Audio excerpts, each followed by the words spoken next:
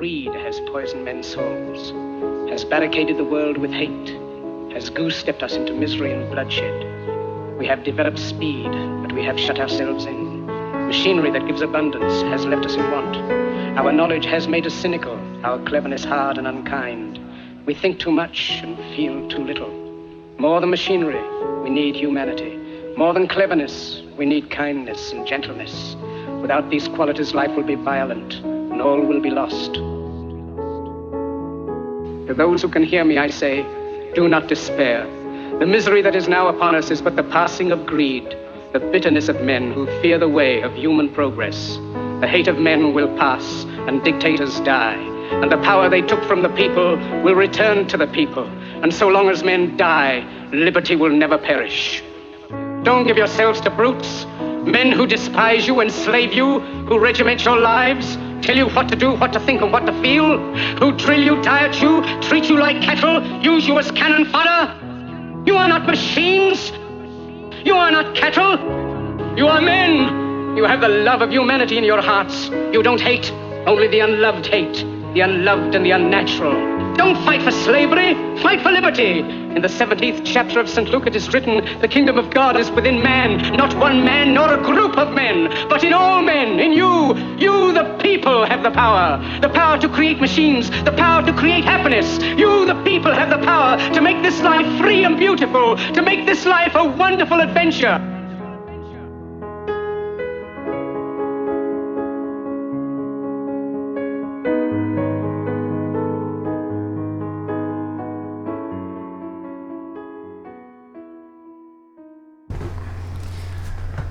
Alrighty then, fans, friends, family, brothers and sisters of the universe. We're here back with our third episode of A Dose of Reality. I'm Chris Green, here with my buddy Nate. How you doing, everybody? And today we got an excellent show for you. Special guest here, one of my close friends, Tim Mavroules, who's going to talk to us and talk to you about some very cool topics in the psycho-spiritual realm.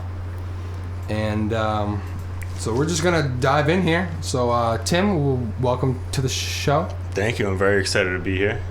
And so Tim, why don't you give us and the listeners a little of your background, like an academic background, non-academic background, sort of how your path has evolved and how you got here today. Sure.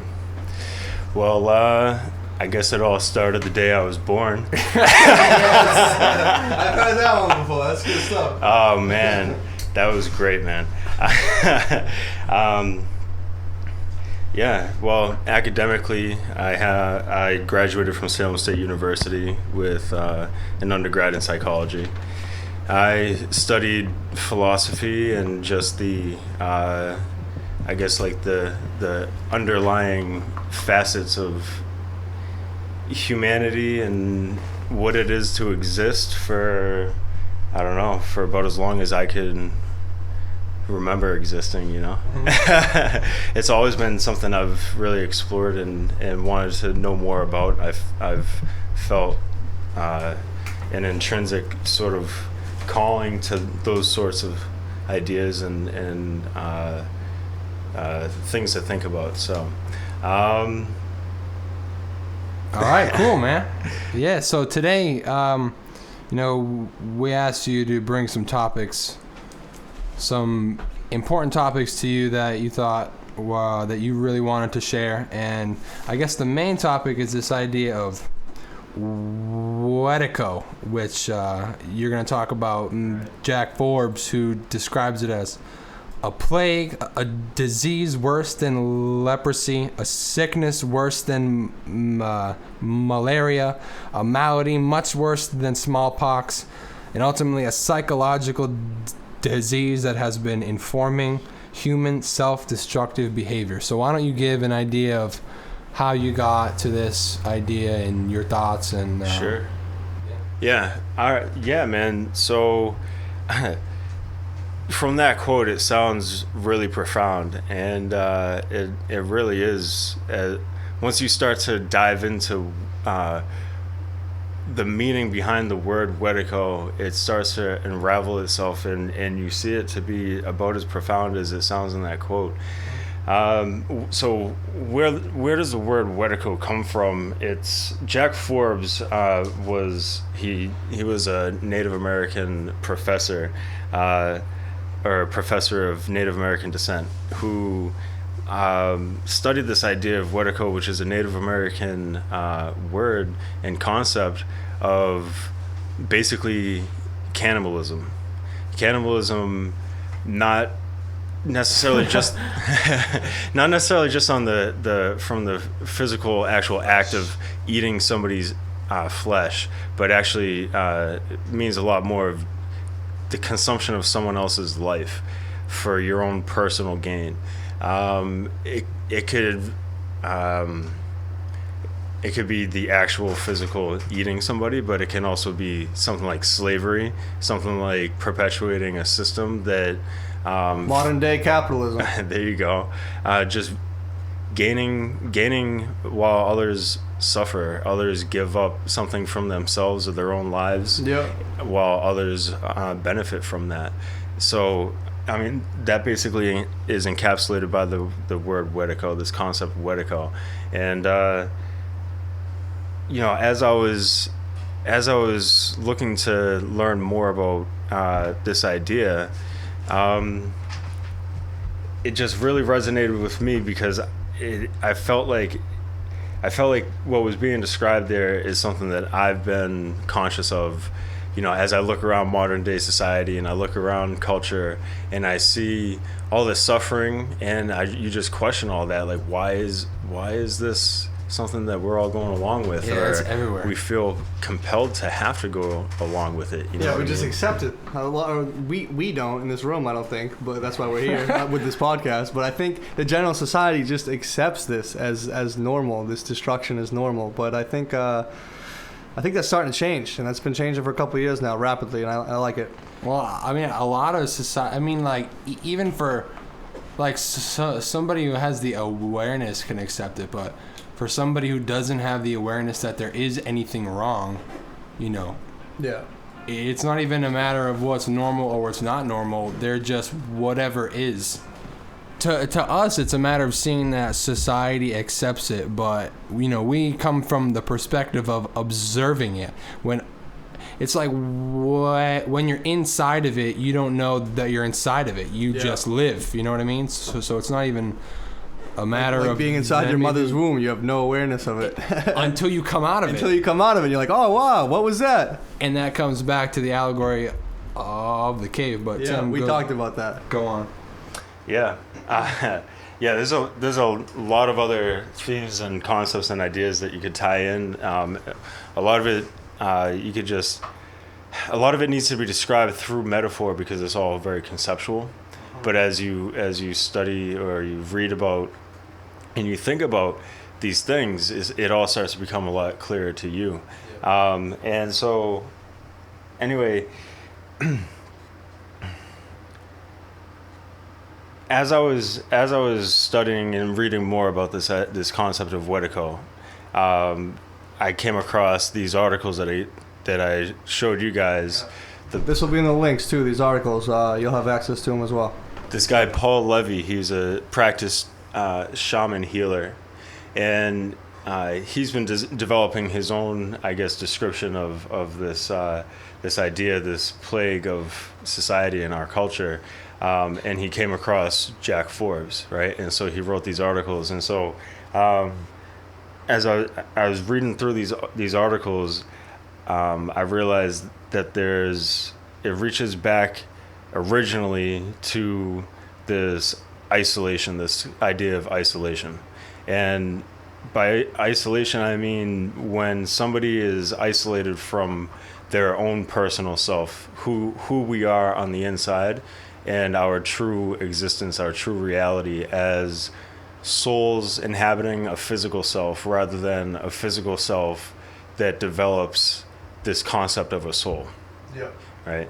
I think at some point along the way, for whatever the underlying reasons might be, people, individuals, they're isolated from who they are on the inside, Yep. from their divine being, Yeah. right? And you can almost look at that as like an original trauma of, you know, say you're walking down the road one day, and all of a sudden you have this sudden amnesia of who you are, your true identity, and picture that. Well, it's like the second you get the womb cut, right, when you come out of your mother, Yeah. that's when you get separated from her, and Right. then that's when you become an individual. Right. At that point, I guess Yeah. that would be the original trauma, wouldn't it? Sure. Coming out of the womb, Yeah, absolutely. getting that cut, Man. yeah. And how just terrifying that must be. That experience for a little baby, Yeah. it must be nuts. Right. And so how do we cope with that? You know, maybe you really can't cope with it. And now you both have degrees in psychology. I want Right. to stop right here for a second on this thought that of the coming out of the womb being part of the original trauma. Now you can't remember that, but your subconscious does. Is correct, right? exactly. Yeah. Sometimes you That's can't- embedded into your brain. Yeah, from day one. Yeah, that trauma coming into the hospital must be terrible. Sometimes you can't cope with the trauma. Yeah. So what do? You hide it. You lock it up. You box it away. Right. We turn our backs to that original trauma. Yeah. But when you bury something down into your unconsciousness, it's gonna bubble up and manifest itself in a different way. Yeah. You know what I mean? So whether we're talking about a trauma of actually, coming out of the womb, or whatever it might be, it doesn't matter. Trauma of any kind, if you try to bury that away, you don't cope with that, it's still going to manifest itself in some other way, right? And so that's kind of like the starting point. This idea of turning away from your own humanity, turning away from your true identity, and then trying to cope with that, or not actually being able to cope with it. Yeah. And just to go off quickly on the idea of divinity and being divine, it doesn't need to have any religious connotation for all you people out there. I think the simplest form is the fact that you have been tricked and doped into thinking that you do not have the ability to create your own life, and then which is his simplest form of divine example is the idea of being a co-creator of your own life. Yeah. Right. Yeah. Of your own reality, yeah. Exactly. So you have this true authentic self, and then you have your inauthentic self, and your authentic self is acceptance of yourself in every facet of that being, right? Positive And then negatives. inauthentic selves are kind of those masks that we wear. Yep. Right. When we go to Those- work, we put on these costumes too. These We have different costumes too. Yeah. Right. We're like chameleons mentally. We project this image that we think is going to be more easily accepted by other people. Yeah. But the reality of the situation is that you don't actually accept it. You don't accept that yourself. You know what I mean? But you wear it, and so by doing that, you're sort of stifling who you are, and you're lying to yourself. And that's why being authentic is so important.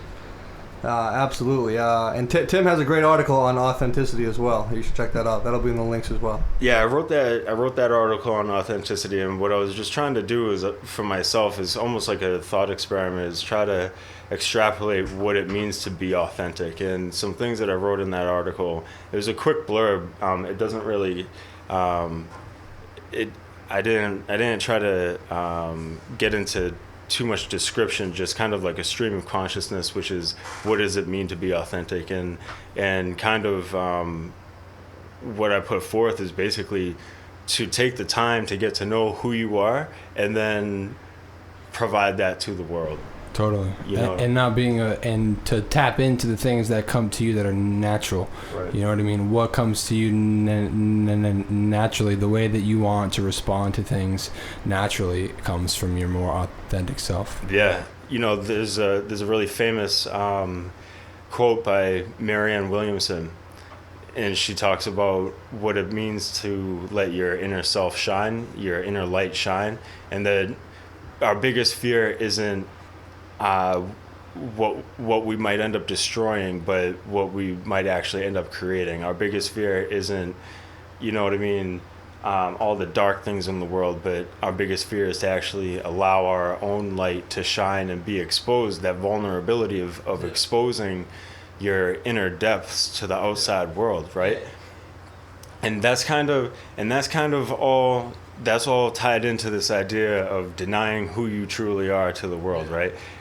For whatever reason it might be, this idea of isolating yourself or feeling isolated, and we tend to turn away from feelings of vulnerability. We tend to feel safer somewhere else, other than feeling exposed, and so when the problem with that is that now it's setting up the situation where you're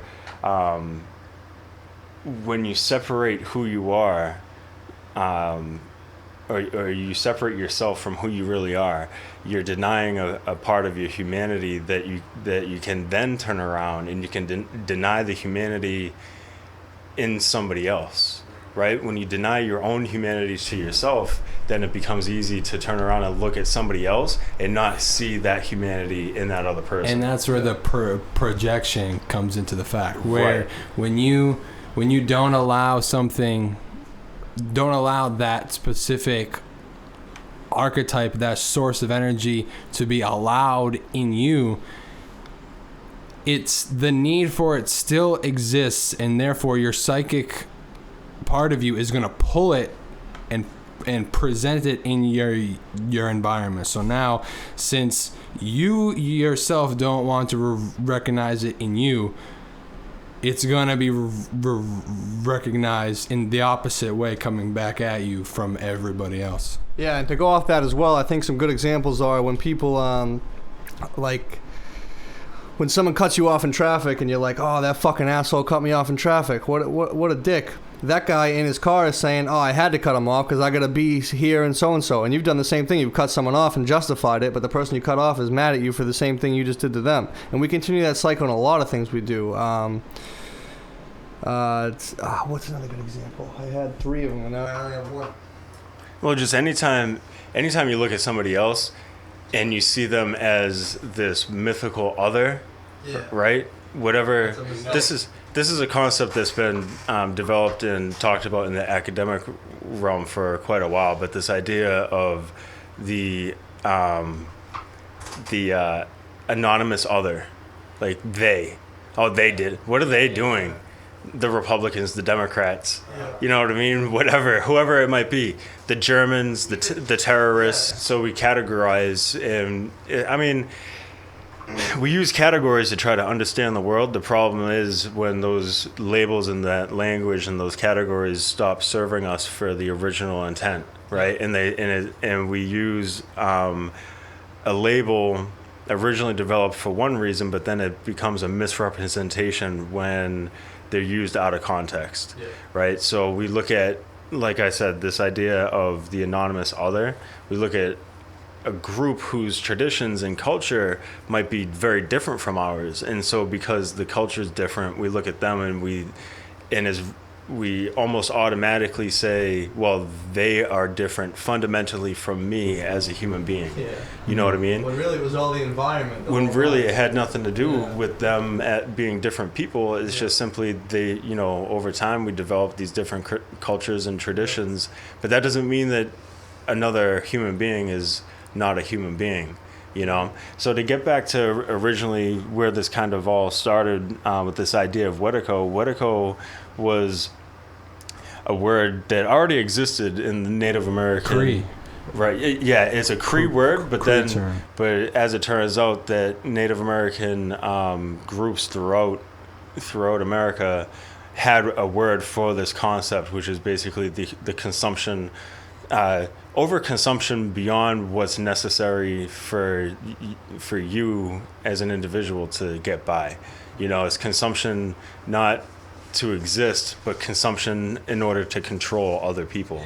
So like that idea of for personal gain. Personal gain only. So going on the idea of cannibalism from what's his name, Jack. Jack Forbes goes on saying that the cannibalism is the consuming, like you said, the consuming of another's life or life force for one's own private purpose or profit without giving back. And in the article from Reality Sandwich, they mention that how it manifests in three ways. It manifests intrapersonally, so inside of ourselves, interpersonally between others, and collectively. And they gave two big practical examples of that, of how one can consume the life force. These are more collectively for their own private purpose. And the first example was how the oil industry is ravaging the Amazon, the lungs of the earth. They're totally tearing it down just for their own purpose and profit without What's the ultimate end game there? It's just to basically pad the coffers, right? They just want to... More numbers on a computer screen. Exactly. Profits. They're, you know what I mean? The totally neglecting the impact that it has on the indigenous people, the indigenous wildlife, but also, like what that quote says, the Amazon is the lungs of the planet. The Amazon provides the vast majority of the oxygen in the air that we breathe. Yeah. So as a human being, you need air to breathe. Yeah, it's totally self-destructive. It's a cancer. Then, so the second example was how Monsanto is genetically engineering these things that I didn't even know they were called Terminator seeds that don't produce a second generation after they're budded, which then forces people to go and buy more seeds from. Yeah. If you don't already know about From making Monsanto, Agent Orange to making our food. if you don't already know about Monsanto literally is in the business of monopolizing the food supply of the United States, but I think ultimately what they want to do is really just monopolize the food supply of the entire world. Yeah, like really, I think that's what their corporate they're business going model. hardcore in India right now. Oh, Yeah. And it's tough. tough. India hard. And it's tough because going back to the article, when it comes to examining the disease, they say that it's difficult because one must come, quote unquote, one must come from a perspective as free from the assumptions created by the very disease being studied. And the way that you can identify it is by seeing the sort of peculiar operations of a person's psyche who's under this spell. yeah. So if our starting point was basically an individual who's been separated from themselves, from what it means to be a human being, you're separating yourself from, or you're not necessarily separating yourself, but an individual in a situation where they're separated from their humanity, right? So take a look at what it is to be human being. We all need air to breathe. We all need food to eat, right? Now you look at Monsanto, or you look at the companies who are tearing down the rainforest, and put it in terms of humanity, right? Well, they're monopolizing water. water. For profit. Bottled water. Oh, water, yeah. Bottled water. They call Poland it Spring. Blue Gold. Yeah. Poland Spring. Yeah. So anyway, so you put it, but look at that through a veil of what it means to be a human being. Then you can start to develop and understand this idea of greed as a psychological mental illness. These companies, these people are literally destroying their own like biological systems for their own physical existence. Like they're literally committing suicide at a global level, a genocide. It's species suicide. It's genocide. Yeah, that's what it is. It's species suicide. We have to vote with our dollars to change that. We really do. It's a genocide, but it's not just genocide. You're not just killing off populations of people. You're killing off the biological, the ecological systems that sustain us as a species. So you're not just killing off other people, but in effect, you're killing off yourself. You're denying what it means to be a human being, to live as a biological thing. Yeah, for this, for the, Not even a piece of paper. concept. Most of it's just a number on a computer. What it screen. really ends up coming down to is not even about money, but it's because money provides the ability to control. Gains, it's about power. It's about control.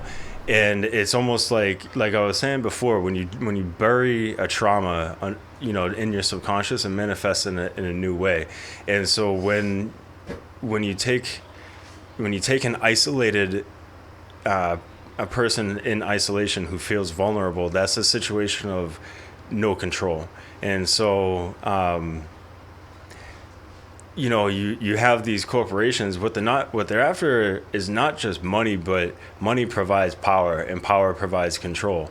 So do you see how that works? You have somebody who is who senses vulnerability and a lack of control, and so they flip that around, and this system provides them with control, ultimate control. But that external, outward pursuit of control, it never mediates that actual original trauma.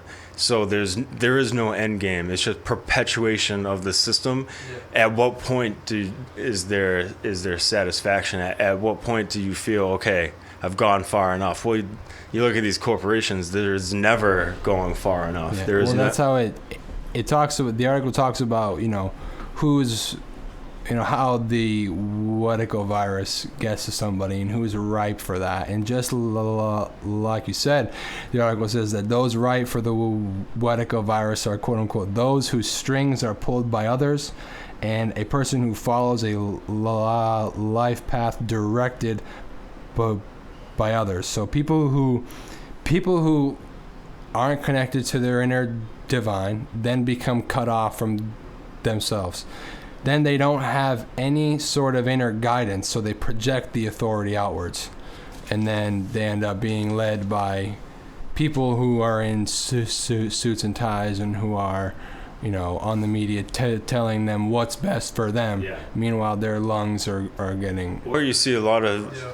You see a lot of people in privileged situations who they grow up in privilege, and it's kind of like the more privilege you have, the more likely this scenario is true. You grow up in this privileged existence from childhood, and who provides that privilege? Your parents, right? And so you understand at a very early age that in order to get what you want, you need to abide to what your parents desire, right? And so the parents, they teach their kids to act a certain way, to think a certain way, and a lot of times they have their whole lives already mapped out for them at an early age. You have to go to this kindergarten. You have to go in order to get into this private school. To play this in sport, order to get in, play these sports. Talk to these people, socialize with these other groups that are pre-selected to be okay for you and safe, because ultimately at the end of the day, when you graduate from college, it's expected that you're going to perpetuate this system that's provided all this privilege. And so in that quote, it's talking about people whose strings are pulled by others and whose life path is kind of laid out for them already. Well,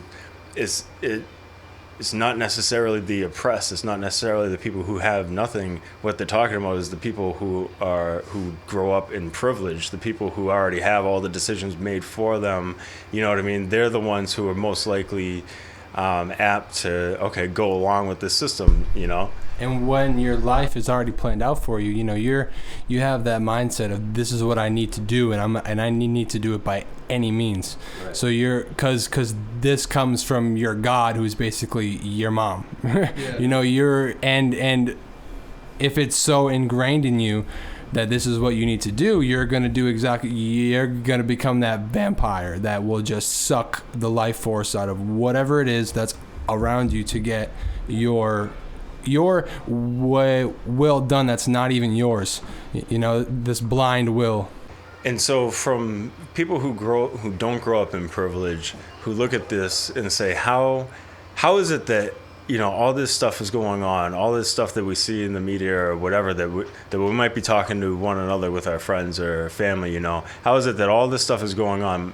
Monsanto, these other corporations are destroying the environment, and the people who are running the system don't fail to acknowledge or appreciate what's happening. Well, when you deny the humanity in others, in yourself, you can deny the humanity in others, right? And when you deny the shadow, when you deny a part of yourself, your own capacity for evil doing, because again, if you were to look at yourself and say, I am capable of evil, that puts you in a very vulnerable position. It gives you a sense of...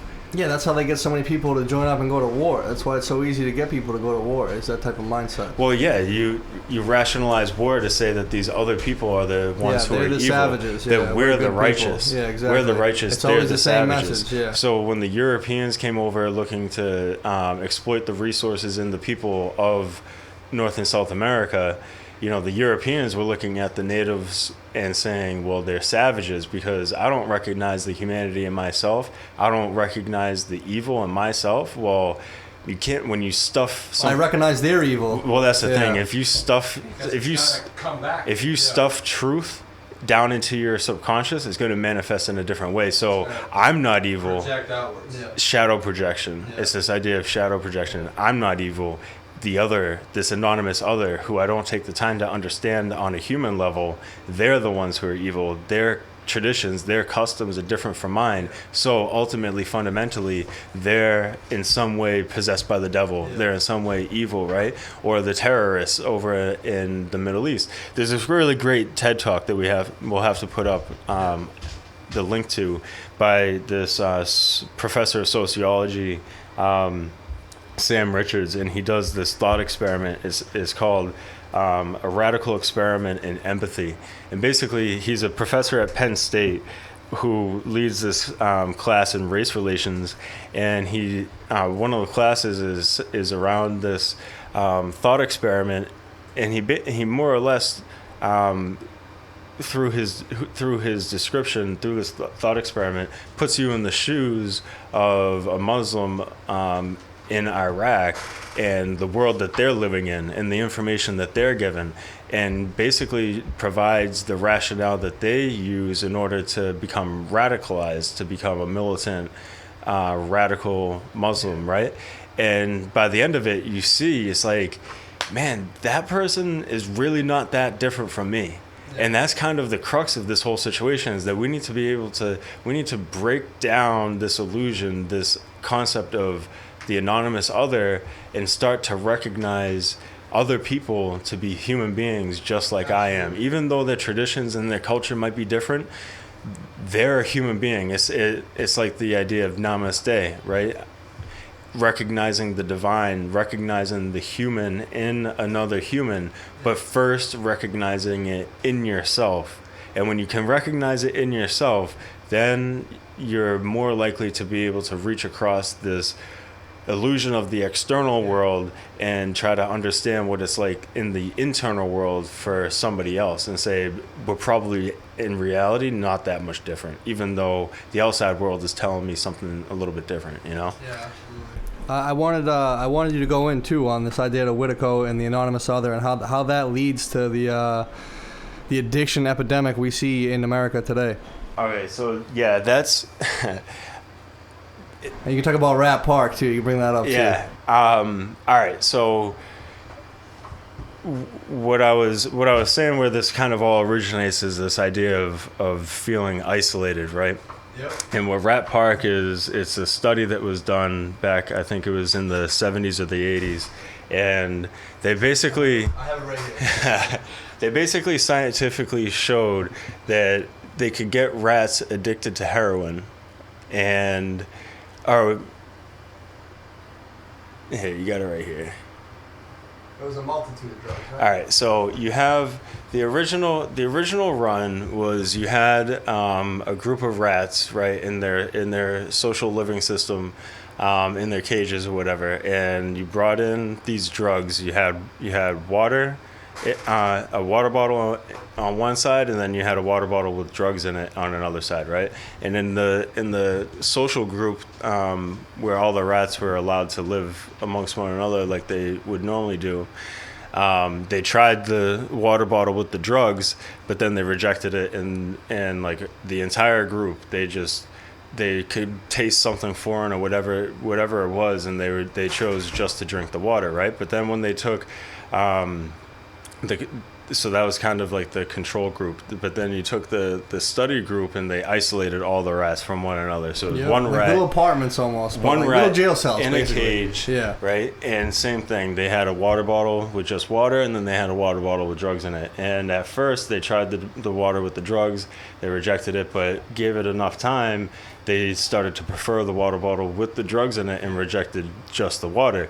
And they were able to show chemically that these rats were chemically addicted to this drug, right? And that they would continue to use that drug to the point of actually killing themselves, right? And so then the next run of the experiment was, okay, first establish the addiction, and then what happens if we take this rat and reintroduce them to the rat paradise, right, to the group. And so once they establish the chemical addiction within the rat, they reintroduced it with the group. And what ended up happening was when the rat was then back with the other rats, it started, like, you know, over time it started to reject the drugs. It would go in originally and it would still be drinking the water with the drugs, but then over time it would actually take itself off the drugs. It rejected the water with the drugs in it, and it got itself off. And they were using heroin, so it was literally heroin addiction, but you reintroduce that rat into a social order, and it rejected the drug. And that's what's going on now, man. People who are so addicted to stuff. I mean, like, even going from heroin to that. The science is showing us that we know for sure there's addiction way beyond just chemical substances, way beyond just Facebook, drugs. Dude, I can honestly say I'm probably addicted to Facebook. Like, Yeah, no doubt about it.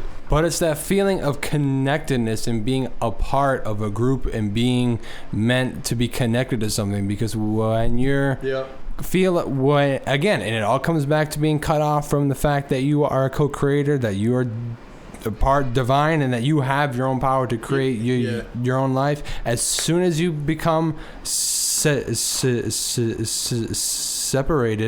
and you start to feel cut off from everything around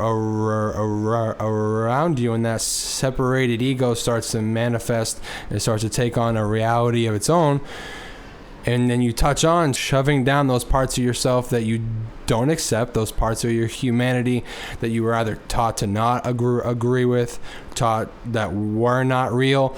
Then you have a very real hole that needs to be filled. Right. And people will fill it with all these substances. So these all become just different manifestations of inauthentic reality, of the inauthentic self. You try to deny an authentic aspect of who you really are, and you shove that trauma down into your unconsciousness. Well, that trauma still needs to be coped with, and so we find all these other ways to cope with that trauma, like drugs, like TV, sugar. You know what I mean?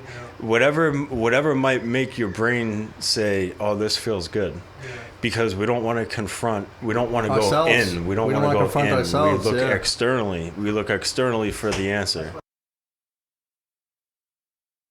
But yeah, and it's like, and I think that's why we use Facebook so much, or all these new dating apps, or Twitter, all of it, all these like you said about going inward. I got a great quote from how do you say this guy's last name?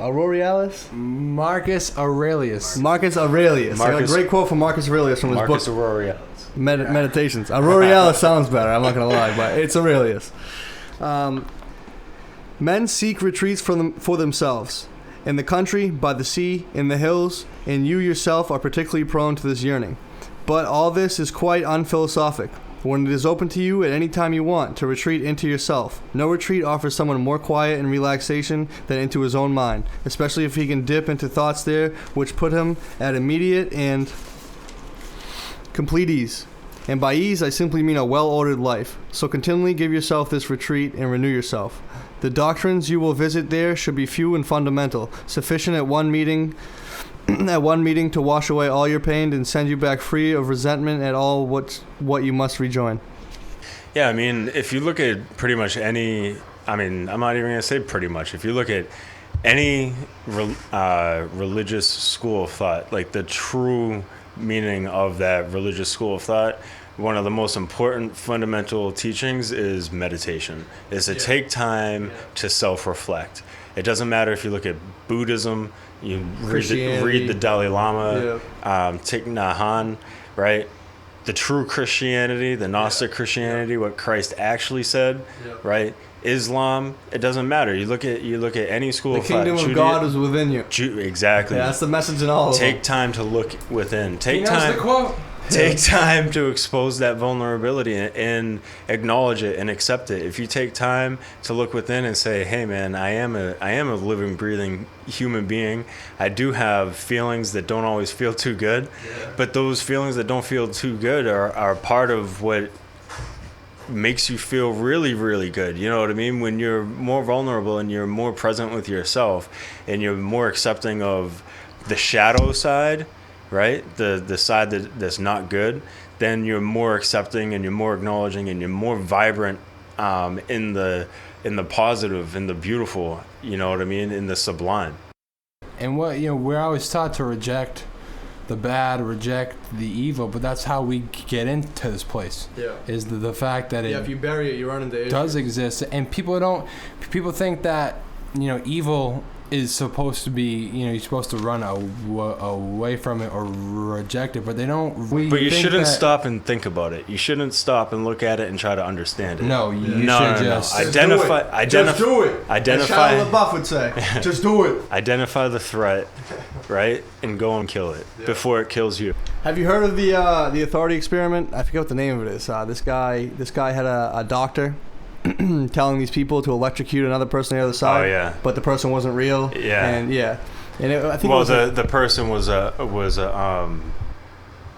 what's the word for it? They were playing along with the experiment. They were playing along, yeah. So as the shocks went up, a doctor would say, "All right, keep going." And if the person across was begging for their life, it was something like 60 or 70% of people would keep going. They would listen to that doctor. The idea they accept of the experiment was to see how people would react to power, to an authority figure, to power. Yeah. So the experiment was, they would bring in two people and they would put one person in a room with a guy who's wearing like a lab coat, and they have this big structure that's got all these little switches and voltmeters, and they would tell the first person that we have your friend or the other person in the other room, or we have a subject in the other room who is attached to this, like the electrode. Yeah, and we're gonna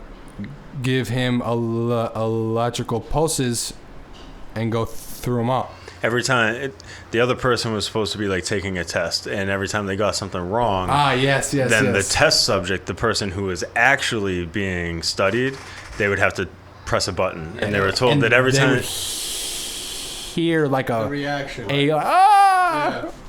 and I remember being in class watching the video on this, and it was surprising to see how the bodily reaction from the test subject being like, I don't know if I should do this. They become a lot more uncomfortable. But I'm going to do it anyway. Yeah. You could tell that on their face, inside emotionally, they did not agree with what was going on. But they still did. But then their behavior, they would because still... this person in power is like, no, trust comply. me, it's okay. Compliance with authority, man. Yeah, compliance with authority is a big issue. You should start to question that a lot. Like, what is it that makes it right just because authority is telling me that it's okay? Exactly. And that comes back to us as teenagers, man. You're the primary authoritative figure in your life is your mother and your father. And if you never had any... And then your teachers. Yep. School teaches you how to respect authority more than any other place, I think. We're putting these schools for 12 years. They don't teach you to respect them. They teach you to follow. Oblige. Yeah, you gotta oblige. When the bell rings, get up and go here, do this. They teach you how to regiment your life. They tell you it's respect. Yeah. But that's not what you're doing. No, it's not at all. And I wanted to go into, off that topic, is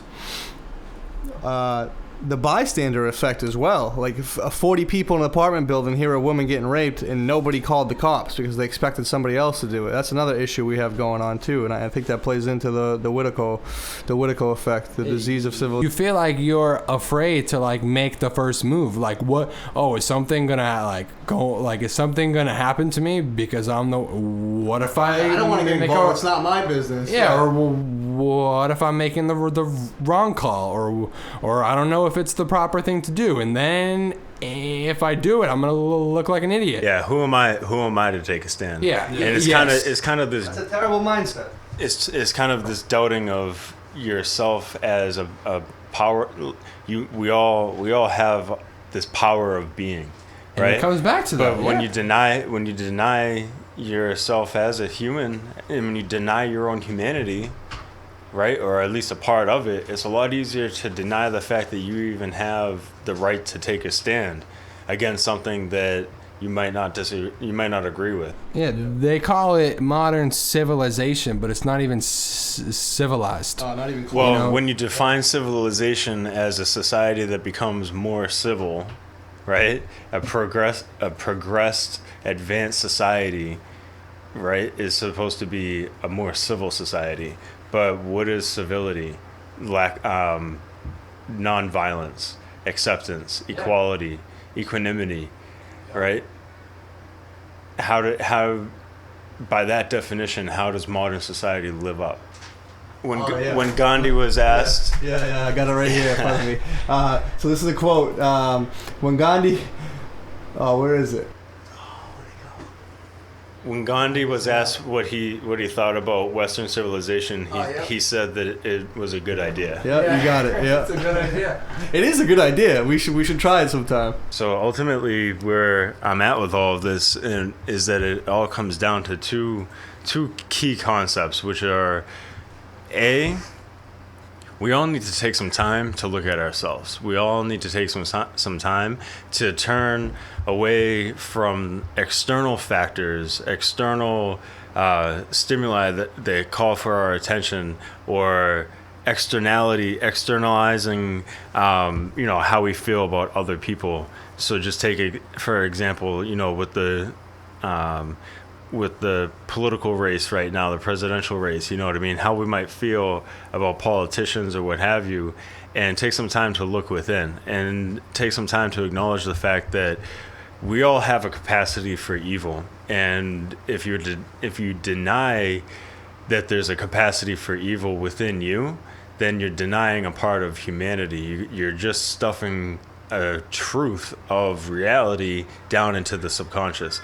And so in order to be more human, we need to acknowledge the fact that we're all capable of evil. And so when we acknowledge that, then we can extend a far expansive range of compassion and empathy to others. When you acknowledge your own capacity for evil, then you can look at the evil doings of other people and say, that doesn't make you not a human being.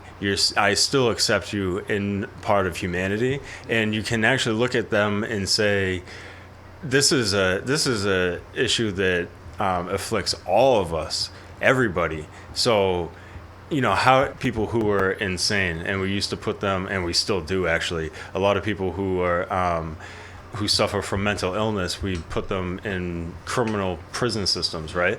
But really, when you extend compassion and empathy to every human being, despite what they've done, then you can start to look at, okay, well, the things that are unnatural, right, like cutting down the rainforest is providing us with air to breathe. You can start to look at that as a mental illness rather than the evil corporations. When you can extend empathy to somebody who's diametrically opposed to you, then now you're expanding your capability of being a human. So you said that there were 2 points. That was okay. So before you go on to the second, so the first point is correct me if I'm wrong, to identify, acknowledge our own capability for evil. Okay, so how do you feel about a person who, and since you use the political example, what do you say about if a person, how do you feel about a person who maybe doesn't think that such a thing exists, or that a person like Trump and what he's doing and he's spreading anger and all that stuff isn't evil, or that what you're saying doesn't? Somebody who doesn't accept that evil even exists in the first place? Yeah, not within themselves. Not so well, not even that. Not so, because that's another whole bit. Because you can't even just assume that that person looks inward or even knows that that's possible. But like you said, so not so much on a metaphysical, philosophical level, but on a practical way. So what? I needed to clarify. Sure. so you said, so to clarify, so Nate said, yeah, doesn't accept the evil that's in themselves. So then I guess, yes, that's what I sort of mean. Given that first aspect, the need to accept our own capability for evil, but what happens when a person doesn't even think that exists? Like there's no such thing as evil, or what that person's doing is just is practical. Like, so for example, Trump and him spreading all this anger and hatred, which I would assume. All right, so I see what you're saying. All right, so what you're saying is, what do you say to somebody who actually who doesn't see it as evil at all, or just simply sees it as like a practical, like what needs to be done in the first place? What it sounds like is what you're describing as in-group versus out-group, right? Where maybe, let's just take Trump and his supporters just as an example, because it's a very divisive thing that's in our common consciousness right now, right? So Trump and his supporters, you can look at them and define that as, from a sociological perspective, as an in-group, okay? And that group is defined by these unifying ideas or thoughts or beliefs, and anybody who doesn't go along with that is an out-group. And so the more somebody who's perceived to be an outsider goes against what that in-group has to say, the more they become a threat to that in-group. And so that's kind of what I was getting at, which is basically, in order to confront this whole issue in the first place, we need to understand that it perpetuates. Yeah, the in-group out-group. And I think it starts with countries. Entire countries do this. It starts with an individual. It starts at the individual level. I didn't mean to say start. I mean the biggest examples I can give you is like an entire country is an in-group out-group. Like our borders create these in-group out-groups, and then it trickles down from there to individuals. Yeah. Patriotism, nationalism, and then also what you were just saying about that is all politicians do that too. All politicians have this group of people: the Hillary in-group, the Bernie in-group, the Donald Trump in-group, the Ted Cruz in-group, and then when that guy gets out, they switch to like a similar type of in-group. Like the Ted Cruz supporters go to Trump. Some Bernie supporters will go to Hillary, etc. So ultimately, what's sort of proposed as the answer to trying to confront all this is that to see all these things that we disagree with or we want to try to do something about, to confront it aggressively is ill-advised, is misguided, because then you're only perpetuating polarity.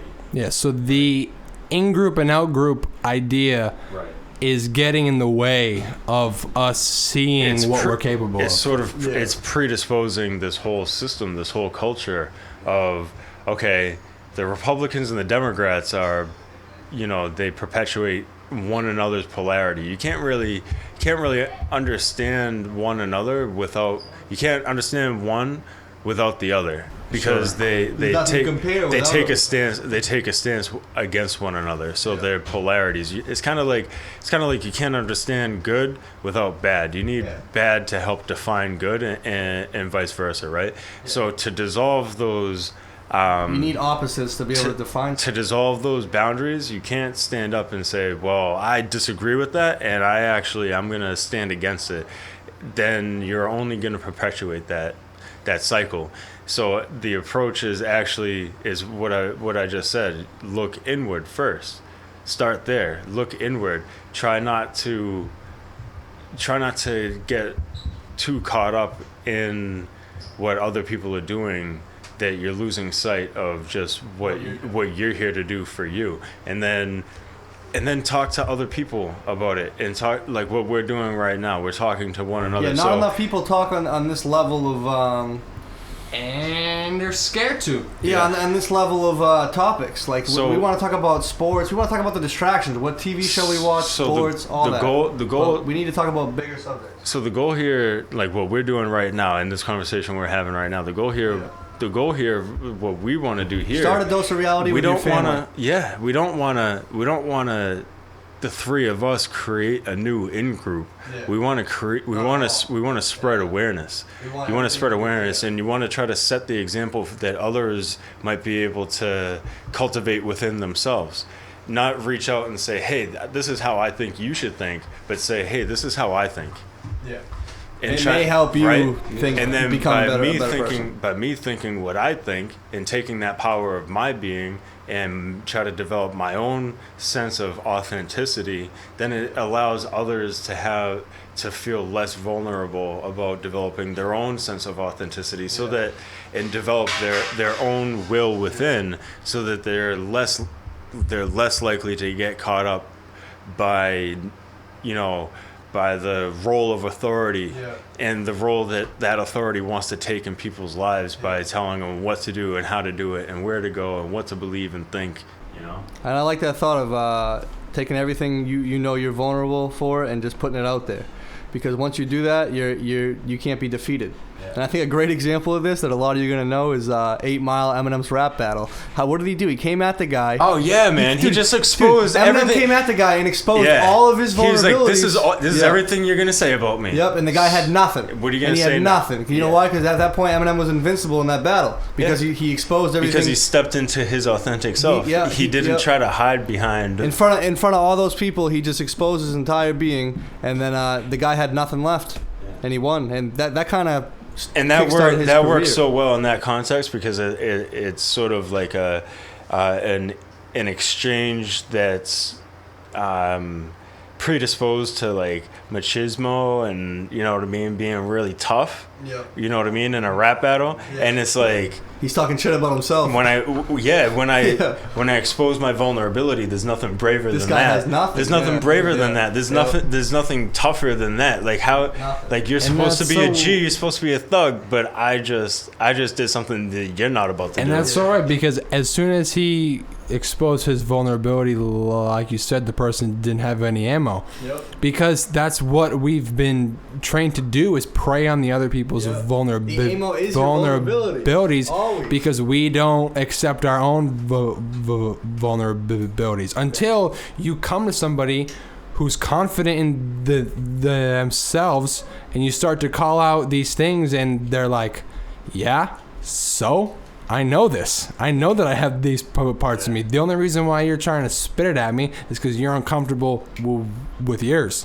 Yeah, I mean, I'm sure we all can think of a time where you sat down and had a conversation with somebody who's kind of, progressed to a point of, of true self-confidence, of enlightenment, of just feeling comfortable in their own skin, and how that makes you feel like, yeah, man, I want some of that. I want to be more like that. So the more that we cultivate our own authentic self, the more it gives other people permission to do so as well. You know what I mean? I would love it. You were asking me to go back to the Trump example, right? I would love it if I could just, go to Trump and just be like, even if it's just one-on-one, it doesn't have to be Trump. It could be anybody. Just choose anybody, right? But just go up to them, and it could just be one-on-one, and just be like, hey, man, like, all cameras are off. Like, how do you really feel? Like, let's talk, man. Let's just talk about it. Like, what is it that's bothering you, dude? Because, like, honestly, like, this, you know, you're suffering from something. Let's just let go of some of that pain. You know what I mean? And people are even addicted to their own pain. You know what I mean? They've grown to like some people who haven't worked on themselves are still holding on to things that happened to them in grade school. Oh yeah, like, that kid threw my little lunch on the ground. That kid, years 20 ago. years later, you're still pissed about that. Yeah. Let go. Let it go, man. A great quote, though. A great quote. Emerald Tablets of Thoth. Number 3. If thou be great among men, be honored for knowledge and gentleness. If thou seeketh to know the nature of a friend, ask not his companion, but pass a time alone with him. Debate him, testing his hearts by his words and his bearing. And this is something we need to do more often. Literally. Yeah. One-on-ones. Don't gossip and go, hey, so wanna talk about Mary's other been people? having a tough time. Well, what's up with Mary? I don't friggin' know. Yeah, what's wrong with ask Mary? Man. Go ask Mary. Instead of judging Mary, take some time to go have a conversation with her. You might find out some stuff. Yeah. You might actually find out some stuff that about yourself Yeah. that you didn't really realize. But like, yeah, like that shit bother the stuff that you're saying. Now that I realize it really bothers me too. You know. So We need to take time to understand the humanity in one another.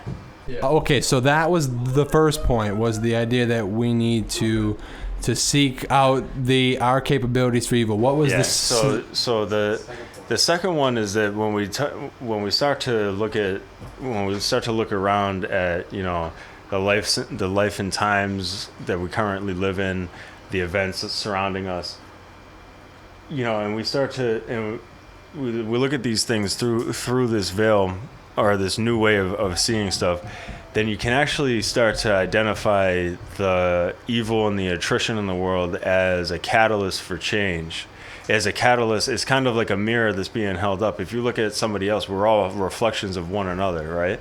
And so when we identify the humanity in one another, we look at one another as just another, a different manifestation of the same thing, right? And so we're all mirrors of one another. So what is the underlying cause? Trauma. So as evil manifests, or, you know what I mean? I don't really like the word evil, but it's a really easy label to put on something, you know. But as suffering and disaster manifests, then it provides the opportunity to look deeper at the underlying cause and try to heal that trauma. So you can look at all the worst atrocities across the world as catalysts for change, as an opportunity for change, as an opportunity to forgive and heal the trauma that's underlying. And so I just use evil, the word, to categorize anything, any action, anything that takes away from your divine nature, that pulls you away from your divine nature, because it's just a good word in the sense of what a word can do. But I think that's the perfect time to transition into the second part, which is the need for evil for your development.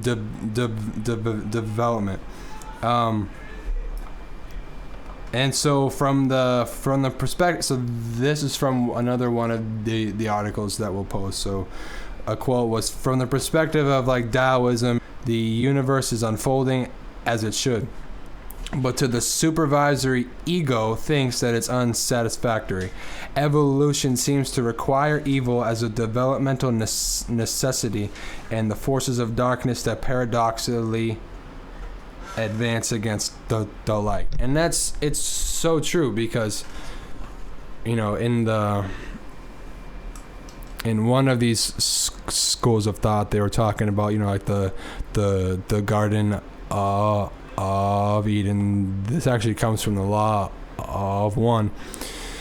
But I won't go too deep, but I'll just say, you know, if there was such a paradise that was there, and these beings were going about in this paradise, and they're operating at one level of consciousness, if they were just living in pure paradise all the time, it would sort of be like a benign dictatorship where they have no reason to want to seek anything more or grow at all. So there was an introduction of a catalyst or evil to help them make a choice to propel them forward, and it's in everything, polarity and duality. You wouldn't have the day if you didn't have the night. You wouldn't have the night if you don't have the day. You can't appreciate something good like until you know something bad. Until you have the bad. But people want to reject and fight against it. And another great part of the I Ching was the best way to deal with evil is not necessarily to fight it, which sharpens its fangs, but to make an energetic progress in the good.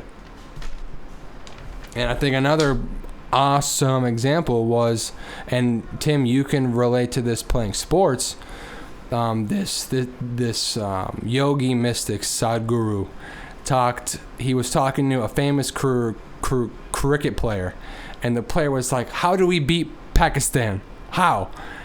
And Sadhguru says, look, you shouldn't focus on beating Pakistan.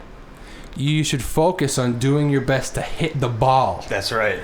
And it came down like in playing football. Yeah. It's not about trying to beat Gloucester. No. You need to do your assignment. You need to be the best blocker and the best tackler that you can possibly be. And when everybody does their job, that's right. All right, Bill Belichick. Focus on. No, that's really true though. It's really true. Bill Belichick philosophy. Do your job. That's right. Do your job. But long before "Do Your Job" came out, back when I was playing football in high school, kind of like a mantra that we used to have, that before every game, when the team got together in the locker room before every game, we used to chant block and tackle, because it's fundamental. Yep. It's fundamental to the sport of football. You win and lose through fundamentals. If whoever's better at the fundamentals are probably the ones who are going to win, right? You play football by blocking and by tackling. So yeah, you gotta you gotta just take care of yourself. You gotta look within, rather than being distracted by externalities. You need to develop an intrinsic sense of how to approach a problem, or how to approach an endeavor, and what you're gonna do to get there. What fundamentals you're gonna try to practice and get better at. Yeah, just worry about you. Take care of you, and everything else should fall in place. I am the genius of myself, the poets who compose the sentences I speak and the actions I take. It is I, not the mind that thinks, it is I. Not the will that acts, it is I. Not the nervous system that feels. Ultimately, it's you, the whole you. One other quote that I have here from Terence McKenna, which that could be a whole other podcast. Yeah, Terence McKenna is his own podcast. Yeah. For those of you who don't know who Terence McKenna is, just Google psychedelics, all Maybe that. we can talk about him next time. Yeah. But a quote from Terence McKenna: "We can will the perfect future into being by becoming microcosms of the perfect future, and no longer casting blame outward on institutions or hierarchies of responsibility and control, but by realizing the opportunities here and the responsibilities here. And the two may never be congruent again, and the salvation of your immortal soul may depend on what you do with the opportunity." It's all about taking time to just take care of yourself. Yeah. Yeah. So what do you say to a person that says, I don't got time for that? No, Ain't nobody got time for that. Ain't nobody got time for that. Then I would challenge them to start to just stop and think about, well, what is it that is occupying all your time? Exactly. And how does that lead to the sustenance or the growth of you as a human being? And all of the people who are dependent on you. And if you tell me, well, I have to go to work 70 hours a week in order to pay the bills, then I would say, well, how are those bills taking care of you as a human being? What are your needs as a human being? Start to question start to question your lifestyle through the veil of being a human, of being a biological, living, breathing human being. Not as being Chris or Tim, but as a human being. Is paying for the house. Yeah, we all need shelter. Sure. But if you have to work 70 hours a week to pay for that house, and it's beyond just simple shelter, then I would start to question. Yeah. I would start to question the reasons why it costs that much money to pay for that house. Is it the house and, you know what I mean, the extravagance that you're paying for, or is it a system that causes that house to cost that much in the first place? You know what I mean? So the problem is either with you and the house, or the house and why it costs that much in the system that you live in.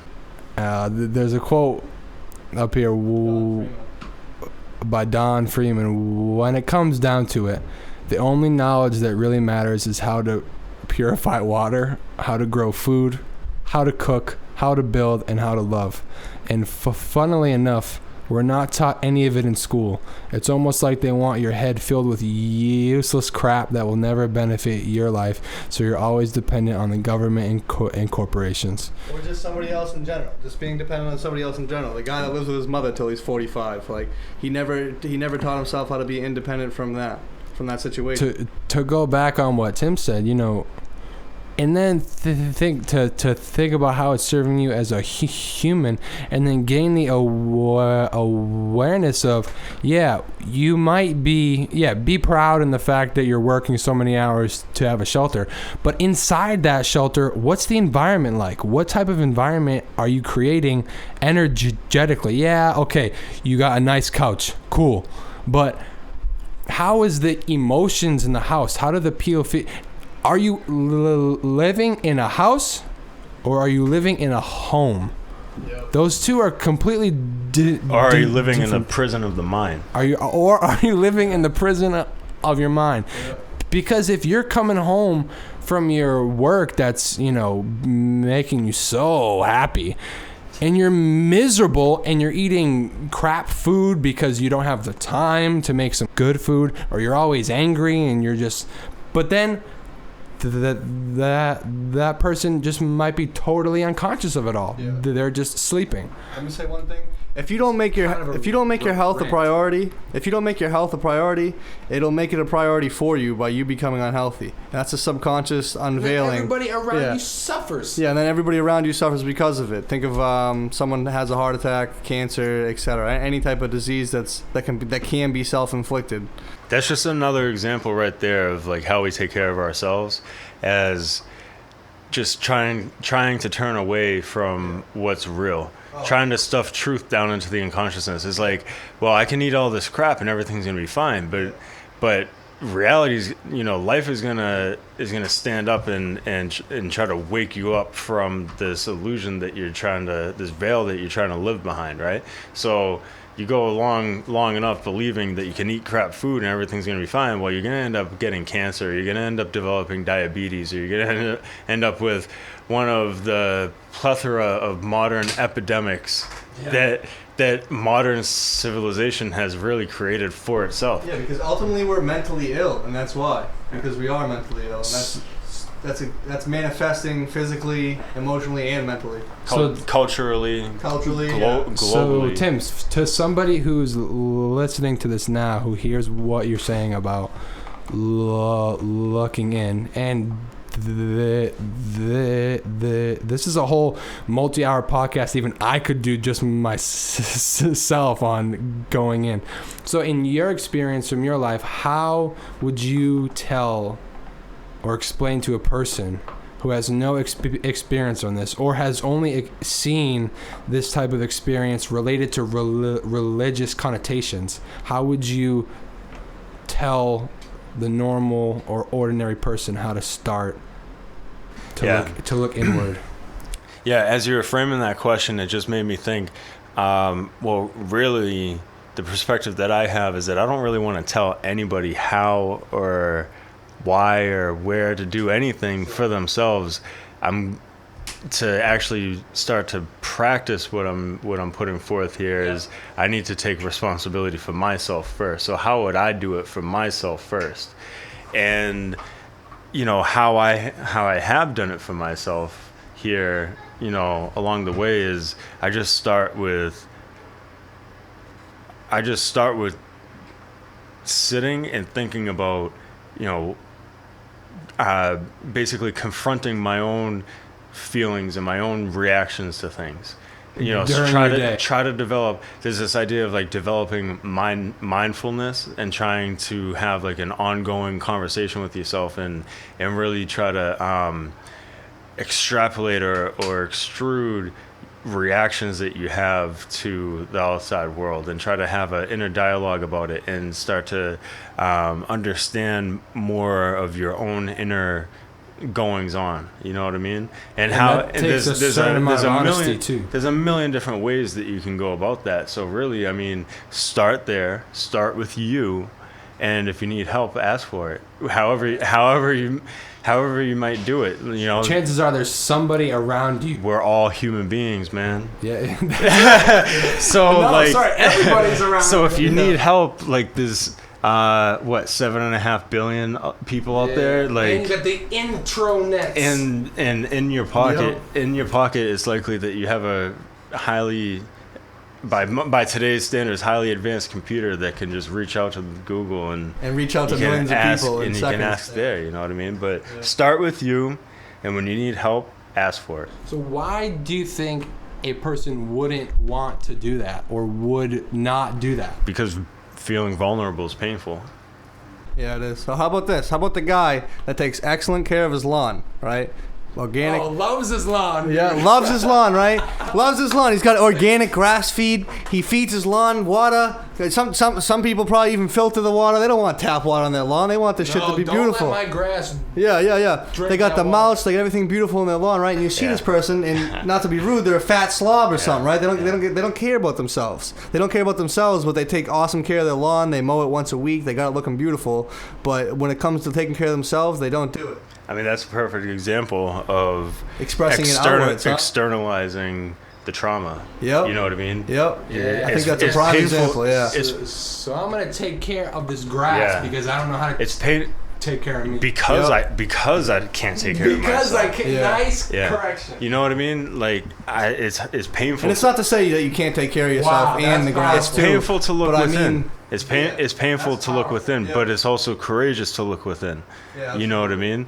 And it's kind of like when you're a kid and you're afraid of the boogeyman, and it's like, I know for sure there's a fucking monster in that closet. I can't let my feet off this bed. Are you crazy? There's a monster in that closet, and if I even look over there, it's gonna snap me up. For me, it was like if the feet were hanging over the bed, forget about it. It's like, dude, well, develop a sense. Come to that place, psych yourself up, put on the music or whatever you need to do, psych yourself up, and take a look inside that closet. Because once you shed some light on what's dark, it might turn out that it's actually not that bad. Yeah.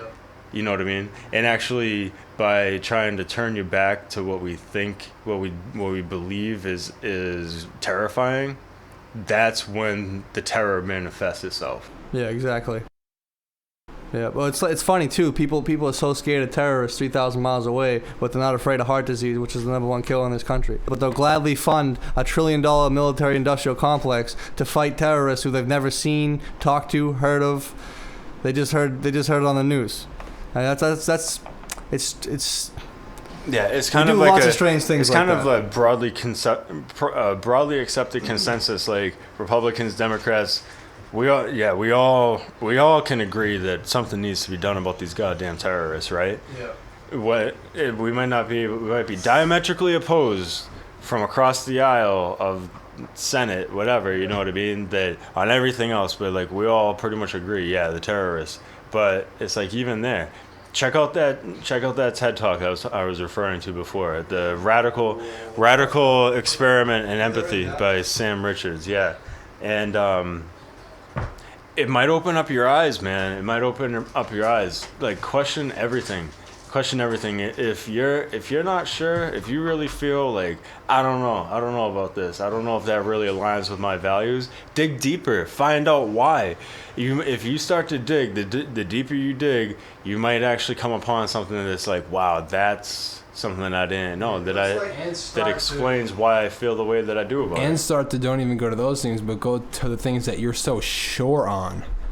Yeah, those challenge the like, things that you do accept. Yeah, just be open. Yeah. I think it's strange too. Like people in their fear of insects, they see a spider and they have to kill it, but a spider's never done anything to them. Yeah. They've never even had trauma with a spider, but yet they see it and they kill it. And I think that's a factor of Wetiko ultimately, because therapeutic intervention of most common phobias is exposure therapy. Yeah, you know what I mean. Slowly integrate that thing. Expose yourself to that thing that's causing the phobia, and you tend to see a response of quelling the anxiety surrounding. Yeah, you think by some people's reactions to spiders, you think that like when they were a little kid, like spiders were all over them biting them or something, like they had some crazy trauma. But in reality, most of the time, no, spiders have never done anything to them, and they just instantly they see a spider or any type of bug, honestly, and they just smash it because they don't understand it, so they just want to get rid of it. Well, Boom, when you get out of here. I mean, you said like I think that's a symptom of Wetiko. Yeah. Well. A symptom of Wetiko is really anytime somebody is looking to create power or control. It's not the tyrant. Yeah, the cause of all evil isn't greed. Greed exists. It's not money. Money is not the root of all evil. Yeah. It's what money can buy. But money can buy control. Money can buy power. For those of us, for everybody, we all feel a sense of we can't control, and we all find ways to create control for ourselves. So when there's a spider is a threat, and a threat needs to be neutralized in order to reassert control over the situation. So you kill the spider. Instead of studying it and learning spider behavior, spider, I have or spider habitat, you know what I mean? Like, the spider's just that particular breed and species of spider actually prefers this bush. Well, if I just open that window and put the spider in this cup and throw the spider in that bush, like I don't have to kill that spider, through understanding. Yeah. Well, coming back from what you said, another characteristic of those people who, in their local environments, they act like tyrants because in their real world life, they have no real world power. Like the guy that works 70 hours a week. For and then us, comes home and kicks his dog. Yeah, for us, we are like, I would say we are developing real world power now because we're doing something. Authentic power. Yeah, it's real world authentic power because we're doing something that is sort of reverberating out words. When people who just work their normal jobs for their slave masters have no real world authentic power, so they come home they express it elsewhere and they need to act like tyrants. Yeah. Because they let it. Their lawn is precise. Yeah, they let it bubble down inside them. The lawn's external. The lawn's external and is visible to his neighbors, right? Yeah. It's like, so I don't have to take care of myself. I don't have to take care of myself, and I look like crap, and I feel like crap. But I'm gonna sit in my fancy car, you know what I mean, and I'm gonna wear my nice clothes, and I'm gonna sit in my beautiful house that's surrounded by my beautiful lawn, you know what I mean? And so I'm putting on this costume, this veil of health and well-being, when if you just look a little deeper to that person's actual physical appearance, or maybe even physically beauty. You have things like all this crazy shit that you see on TV or whatever. Oh, speaking of makeup, dude, I'm sorry to cut. Cosmetics and all the makeup on these women, man. The amount of makeup and the amount of money spent, and if you're a woman listening, you wear makeup. Bro, give me a genuine, authentic. That's not being authentic. Female who knows herself, and like that radiance shines from within, man. Yeah. Like I prefer zero makeup. I love. My girl hears it enough. Whenever she does wear makeup, I give it to her. I'm like, you don't need to put that on. She's like, shut up, I want to wear my makeup. She doesn't believe you, man. She doesn't believe you. Girls, I'm being authentic when I tell her that, but I've said it to girls in the past, like, you really don't need that makeup because I think you look amazing without it, and they don't believe you. And it's like they want to believe you, but it's like everything that they've heard and everything that they've told themselves up until that point tells them otherwise. You know you're challenging a monster, a real life monster. Yeah. You are challenging a physical monster. You are challenging the monster under their bed. You are challenging that monster. The Thulu of myth. The Cthulhu? Yeah. That arises from the abyss, and it has all these these tentacles. The abyss is the subconscious. All these tentacles and the different heads, what have you. You know what I mean? Yeah. The multi-headed beast. Yeah, that's the thing. Most of these mythological stories are, as Carl Jung would say, archetypes for broader psychological meanings, like aspects monsters rising from the abyss. Right. A dragon rising from the abyss is like a negative thought that you buried in your subconscious. The abyss is your subconscious, and the thought itself would be the dragon or the lion or the Cthulhu or whatever you want to call it. All these myths are similar because they're all trying to tell you the same type of thing, and that's why mythology around the planet is so similar, because psychology around the planet is so similar, and they're all trying to express the same type of psychological process, but in their own cultural terms. And I think that's where a lot of mythology arises from, and even in the religions too. I mean, that's really what I have right now. I just want to put out the challenge to myself and to anybody. You can re-listen to this and self-analyze. I've been doing it. I want to put out the challenge though. Like, ask yourself, what does it mean to be a human being? What does it really mean? Yeah. What do if I were to take on a minimalist lifestyle, what do I really need to live? And you know what I mean? If I were to isolate myself from everything, what would I want to add back into it to make that situation more livable? Yeah, and like I said, I think greed, a great definition of greed is, and why I think greed is the real evil, and because greed is the want for more than you actually need. And that right there is evil in itself, not in the sense that like murdering somebody is, but evil in itself because you don't need it. Someone else does need it, and someone else is a reflection of you. And if they need something, you should be able to give it, especially if you have more than other people do. Challenge yourselves, man. Challenge yourself. Don't accept complacency. Knock yourself out of your own patterns, your own habits. Yeah. Stop. Focus on the external lawn and start to water the internal lawn. Yeah. I think that's a good way to end it. Yeah. Stop focusing on the external lawn. Start focusing on and water the yeah. The external lawn will come with it. If you water the internal lawn, the external lawn will be nice. Grow some cabbage. Because honestly, mowing your lawn is a destructive process. Start eating some more salad. Yep. You know, maybe grow some organic like beans or something and feed some rabbits, and you know what I mean, like grow your own food. That's the thing. Yeah, rabbit comes to the yard, you're all pissed off. You know, and, hey, why? Plant a goddamn tree. Plant some seeds too. Plant some seeds of thought. And also, I want you to go out and start a dose of reality with your family and friends. And I don't mean actually start a podcast or even talk about the things we talk about, but just be authentic with the people you spend the most time with, and help them open up to be authentic to you too. Because I know with families and friends, it can be difficult. Me and Chris talked about this in our second podcast, but I just wanted to say that again. But try to start something with you, your friends, and your family, just to be authentic to each other. Maybe even once a week, once every couple of weeks. And open it up. Yeah. Be yourself. Authentically speaking, man, I really appreciate being here, talking to you guys today. Yeah. A big thanks to Tim for coming on. Maybe love you guys. In the future. Yes. Love you guys. Hopefully I can come back. Maybe we can talk about something else. Yes, sir. The Terrence McKenna might have to happen soon. So, like, we're going to start always saying, if there's anybody out there who feels like they have valuable information on these things, who has their own personal story, you can contact us and send us an email at adoseofrealityshow@gmail.com.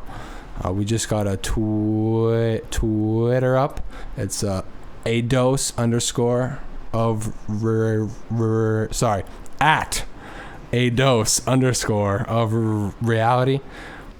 And as we promised, folks, every other Sunday we are going to do a drawing for a $20 Amazon gift card to give back to our viewers as a thanks for tuning in. And we have our winner for this week. And just to let you all know how we do this,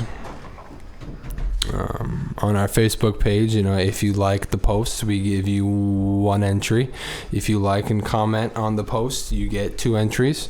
And if you like and comment on the post and leave a comment on the YouTube video, you get 3 entries. We then put all 12, well, for this week we had 12, but we put all 12 names into a random list. And then we randomize that list, so we have all 12 names randomly assigned to the numbers, or I should say all 12 entries. And then we use a random integer generator, so from numbers 1 through 12, to pick our winner. And this week's winner is Tiffany Casey. She has won the $20 Amazon gift card for this week. Congratulations. We will be in contact to deliver your prize. And that's all, folks.